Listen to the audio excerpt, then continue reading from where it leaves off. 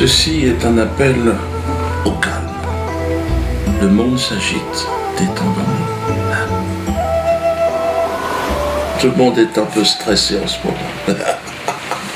Ne cédons pas à la haine et à la violence, comme nous le suggère le très belliqueux Arnaud Klarsfeld.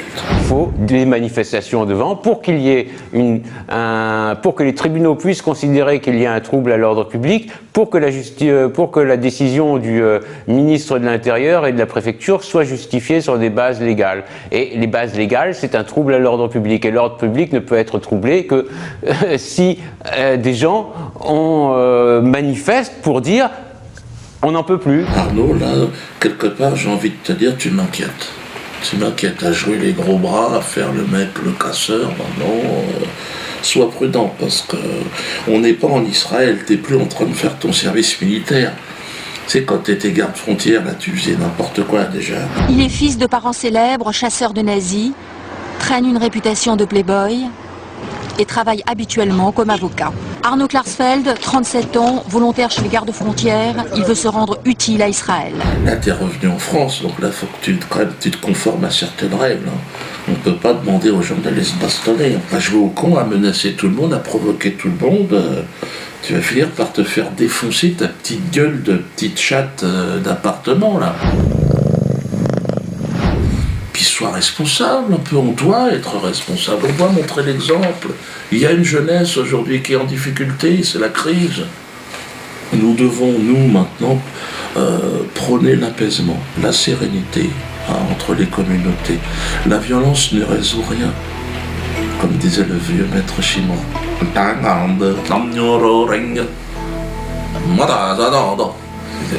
J'étais un petit peu développé. Si tu veux débattre avec moi, Nono, moi je veux bien, je suis ouvert en plus au débat. Pourquoi on ne parlerait pas?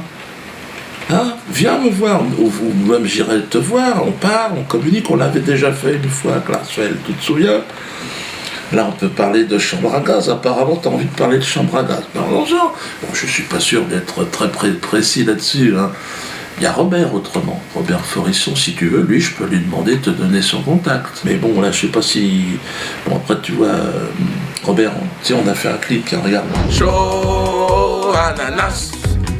Oh, chaud ananas. Ah, il aime aussi la danse. Alors oui, tu parles de chambre à gaz parce que comme quoi j'aurais plus ou moins dit à Patrick Cohen que je souhaitais je regrettais qu'il ne soit pas mort dans une chambre à gaz. Mais c'est pas du tout ça que j'ai dit. Ah, il y a méprise, les gars, là. Patrick Cohen a fait une liste noire de personnes que l'on ne doit pas interviewer dans les médias. Quand je pense à ça, c'est dommage qu'ils aient arrêté les chambres à gaz. Ils ont monté ça, ils ont juste sorti un petit bout, mais t'as pas... Mais non, c'est pas ça. Patrick Cohen a dit que j'avais un cerveau malade. Écoute-le. Est-ce que vous continuerez d'inviter Tariq Ramadan, Dieudonné, Alain Soral, Marc-Édouard Nab? On a une responsabilité quand on anime une émission de débat public, on a une responsabilité, par exemple, de ne pas propager les thèses complotistes, de ne pas donner la parole à des cerveaux malades, parce que dans les gens que j'ai cités, je pense qu'il y a des cerveaux malades. Tu comprends? Donc moi, sur scène, je m'interroge, je dis, ben ouais, dis donc, comment ça, j'ai un cerveau malade? Et le procureur, il poursuit pas, là? Alors à moins que Patrick Cohen soit neurologue en fin d'après-midi, mais là, on n'est pas au courant de ça, nous. J'ai un cerveau malade, je t'emmerde, attends. Alors j'ai dit, bon voyons, les chambres à gaz, dommage. Ah mais c'est normal, puisqu'il dit que j'ai un cerveau malade, réfléchis. Alors toi, tu prends cette phrase sortie d'un contexte humoristique où les gens se pissent dessus, ils se marrent. Dis donc, continue. Et puis toi, tu dis, ah non, regarde, les chambres... Mais non, ça fait un bout de temps qu'ils en veulent à mon cerveau, tu sais. Grosso modo, je suis un singe, c'est ça qu'ils prétendent. J'ai quand même le droit de m'exprimer. De toute façon, s'il y avait un procès sur ce truc-là, de Patrick Cohen, je serais partie civile, moi. Mais oui, dis donc, parce que c'est sur les bases d'une émission qui a volé des images de mon spectacle. Donc, quoi qu'il arrive, je suis là. Allez-y. Je suis partie civile dans cette affaire. Et je vais gagner. Hein. Mais oui, qu'est-ce que vous voulez... C'est n'importe quoi. Alors, il faut arrêter des conneries. Ça va. Klarsfeld, détends-toi le sphincter. Hein. Ton père chassait les nazis, toi, mais oui, mais là, moi je suis pas un nazi, Klarsfeld, regarde ma gueule. Je suis l'an 66. Donc j'étais pas né, moi, toi. Donc, et je t'ai dit, les chambres à gaz, j'y connais rien. Si tu veux vraiment, je peux t'organiser un rencard avec Robert. Tu veux que je te remette quand il dort? Non, on ne remet pas. À cause de gens comme toi, Klarsfeld, à cause de gens comme Jakubowicz, des jeunes juifs se sont rendus coupables d'agressions en bande organisée. C'était à Lyon. Samedi dernier, vers 23h, des jeunes issus de la communauté juive font irruption dans l'établissement pour en découdre avec 4 serveurs. Motif de leur colère, cette photo postée sur Internet. Les employés y font une quenelle, un geste équivoque lancé par Dieudonné et que certains assimilent à un salut nazi. Une demi-heure plus tard, les mêmes jeunes se rendent dans un restaurant du 7e arrondissement. Là aussi, ils souhaitent s'en prendre à un employé qui a posté le même type de photo sur les réseaux sociaux. Une bagarre éclate avec les agents de sécurité qui finissent par repousser les agresseurs. Le lendemain, nouveau raid similaire, cette fois à Villeurbanne. Un homme est frappé et enfermé dans le coffre d'une voiture. Ils ont été arrêtés, bon évidemment, comme des jeunes cons. Qu'est-ce que tu veux que je te dise? Les mecs, ils ont fait ça en mocassin, ils n'étaient pas profilés. Bon là, ils sont sous contrôle judiciaire. Donc là, ils vont certainement faire de la prison. Normalement, ils devraient être en prison. Petit coup de téléphone, mais bon, ça ne pourra pas tenir une éternité. Donc là, je dis aussi que la victime de cette agression donc, est déjà nommée Quenelle-d'Or cette année. Ce sera le 21 juin.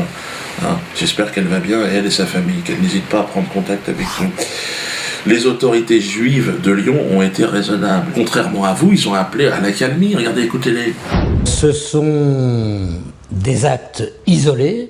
Bien évidemment que je condamne avec la plus grande fermeté parce que cela ferait une très mauvaise image à la communauté juive. Il est hors de question que qui que ce soit puisse, au nom de la communauté juive, pratiquer ce genre de bagarre ou d'expédition punitive. C'est totalement contraire au principe même de la communauté juive.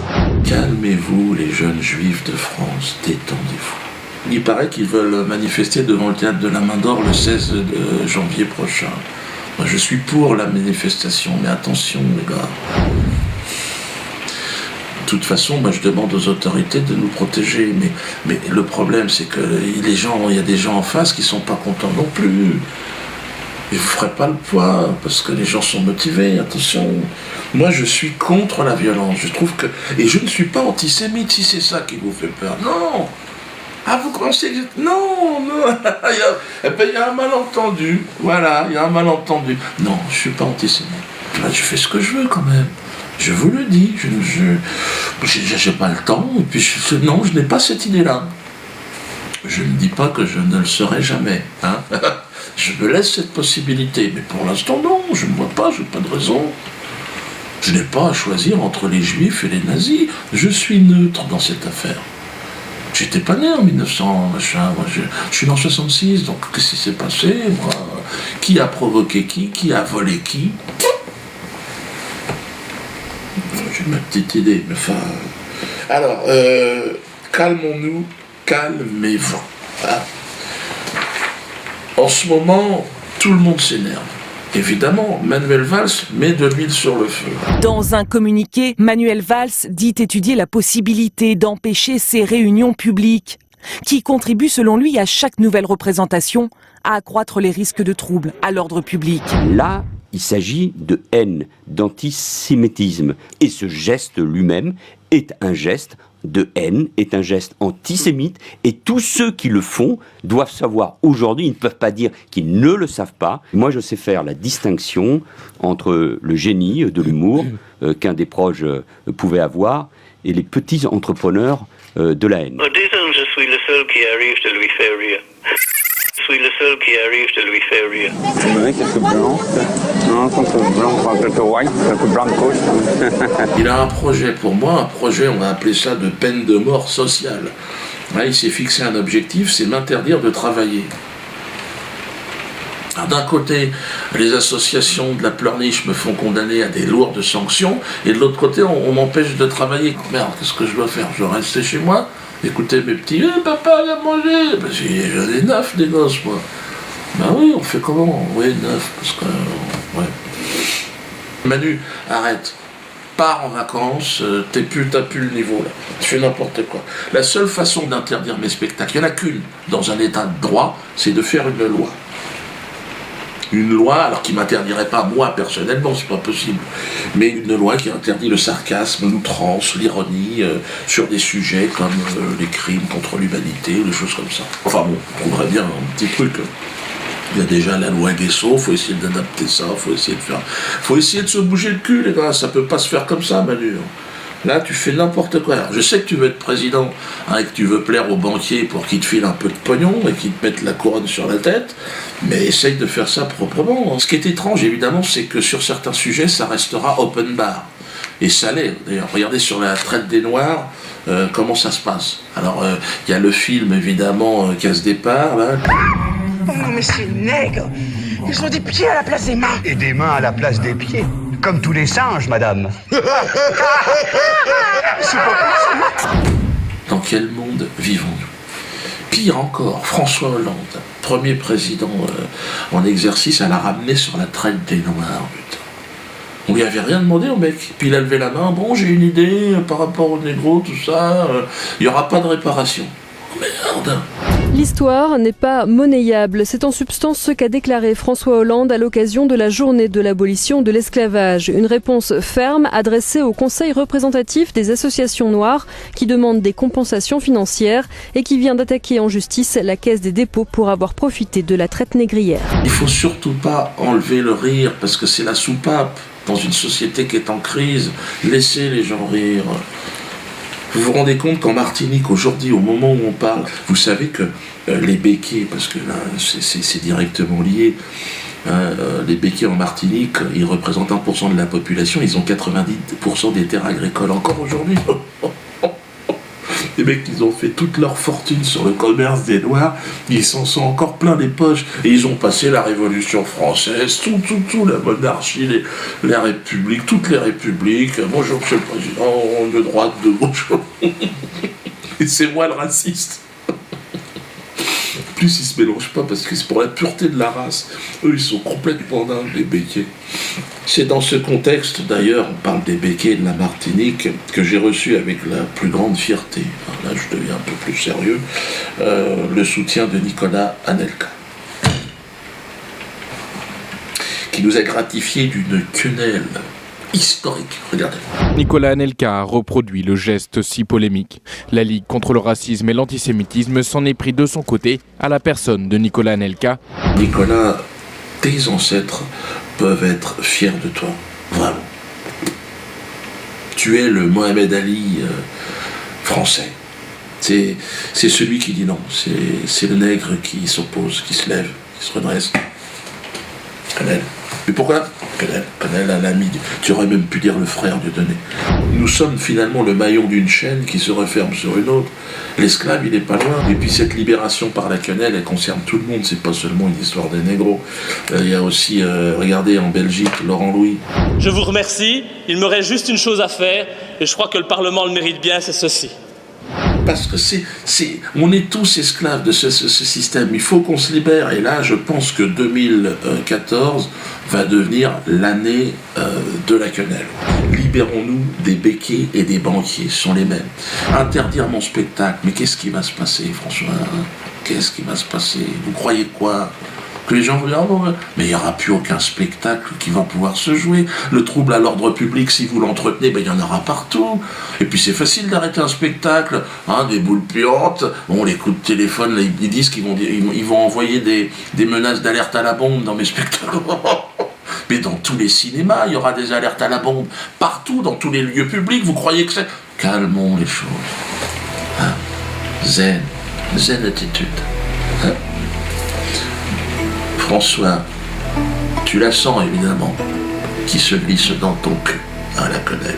Parce que je ne pense pas que tu iras à la fin 2014. À mon avis, tu vas être obligé de... Mais il ne faudrait pas que Valls prenne ta place, parce que... il est mauvais. Il est mauvais. Alors moi, ce que je te conseille, François, en attendant que ton départ très très proche,